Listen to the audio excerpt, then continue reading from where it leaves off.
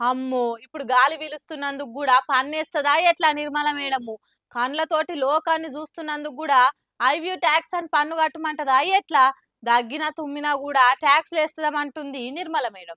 ఎంత పుణ్యం చేసుకుంటే దొరికిందో మనందరికి Nirmala Sitharaman madam finance minister గా. లేకుంటే ఏంది, ప్రజల దగ్గర నుంచి పైసలు గుంజుడే గాని మళ్ళా అలా ఖర్చు పెట్టమంటే మాత్రం నో కామెంట్స్ అంటున్నది. ఇన్నొద్దులు ఏదైనా లాభం మీదనే పన్నేస్తుండే, ఇప్పుడు నష్టానికి కూడా పన్ను కట్టాలి అంటున్నది మేడము.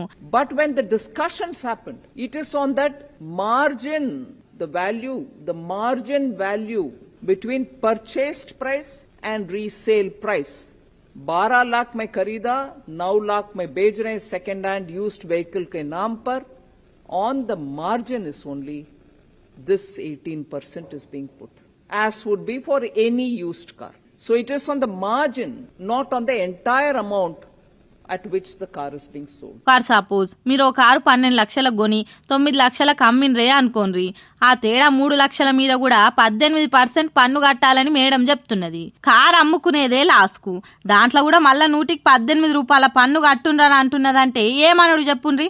కొత్త బండి కొనేటప్పుడు అడ్డగోలు పన్నులు కట్టించుకుంటుంది, మళ్ళా రోడ్డు ఎక్కినాక టోల్ ట్యాక్సులు వస్తే అడ్డంగా దారి దోపిడీ వేయబడుతుంది. మళ్ళా గాసారం మంచిగా లేక అమ్ముకుంటే కూడా ట్యాక్స్ వేయబడుతుంది. ఎట్లా మేడము? పుట్టిన కా నుంచి సచ్చేదాకా పన్నులు కట్టుడే గాని కట్టిన పన్నులు మరి ఎవరికి ఖర్చు పెడుతుండ్రో తెలుస్తలేదు. మేడం పూర్వజన్మల ఏదన్నా జలగై ఉంటారేమో, అందుకే ఇప్పుడు ఇట్లా మంది రక్తాన్ని వీలుస్తుండ్రేమో అని నిర్మలమ్మ మాటలిన్న నెటిజన్లు మస్తు మండి వాడుకుంటా కామెంట్లు పెడుతుండ్రు. టాలీవుడ్ అంటే హైదరాబాద్, హైదరాబాద్ అంటే టాలీవుడ్. దేశంలోనే పెద్ద సినిమాలకు పిన్ కోడ్ లెక్క హైదరాబాద్ మారింది. చెన్నై తర్వాత హైదరాబాద్కి వచ్చి ఇడ ఇంతింతాయి వట్టుడింతాయి అన్నట్టు సినిమా కంపెనీ చాలా పెద్దదైంది. కానీ ఇప్పుడున్న పరిస్థితులు చూస్తుంటే ఆంధ్రాకి సినిమా కంపెనీ సాగనంపేందుకు సర్కార్ కావాల్సుకొని పని చేస్తుందా అని అనుమానాలు వస్తున్నాయి అభిమానులకు. సినిమాలను చూస్తేనే తెలంగాణ సర్కార్ ఓర్వకుండా అయిందన్నది చాలా మంది మాట. నాగార్జున సార్ తోటి షురు అయితే ఇప్పుడు అల్లు అర్జున్ దాకా అయిన ముచ్చట్లు చూస్తుంటే సర్కార్ కు సినిమాల మీద ఆవగింజంత అన్న కన్సర్న్ లేదన్నది తెలుస్తుంది. అందుకే తెలంగాణలో సినిమా కంపెనీ లేకుండా చేసి ఆంధ్రకు పంపిద్దామనే కుట్రలు నడుస్తున్నాయా? ఆ ఎజెండా పెట్టుకొని వర్షంబడి సినిమాల మీద దాడులు చేస్తుండ్రా? ఒక్క కాంగ్రెస్ ప్రభుత్వం సినిమాలను చూస్తే ఎందుకు ఓరుస్తలేదు? వాళ్ళని ఎందుకు కండ్లలో పెట్టుకుంటున్నది? ఆళ్ళకీళ్ళకి ఏడ చెడింది? రేవంత్ సీఎం అయినందుకు చాలా మందికి ఇష్టం లేదానా? సీఎం కాగానే సినిమాలు ఎవరు రేవంత్ సార్ను కలవలేదానా? లేదంటే సినిమాలకు దమ్కీలు ఇచ్చి చెప్పు చేతులలో పెట్టుకోవాలనా? ఎందుకు వాళ్ళని టార్గెట్ పెట్టినట్టుగా అటాక్లు అవుతున్నాయని చాలా మందికి అనుమానాలు వస్తున్నాయి. మొన్నటికి మొన్న నాగార్జున ఫంక్షన్ హాల్ ను కూలగొట్టింది సర్కారు. దాని ఎంబడే నాగార్జున సార్ ఇంటి మీద, హీరోయిన్ సమంత మీద అనరాని మాటలు అన్నది మంత్రి కొండా సురేఖ. ఇక ఇవాళ అల్లు అర్జున్ ముచ్చట్లు కూడా గదే తీర్ల తొక్కులాడుతున్నది.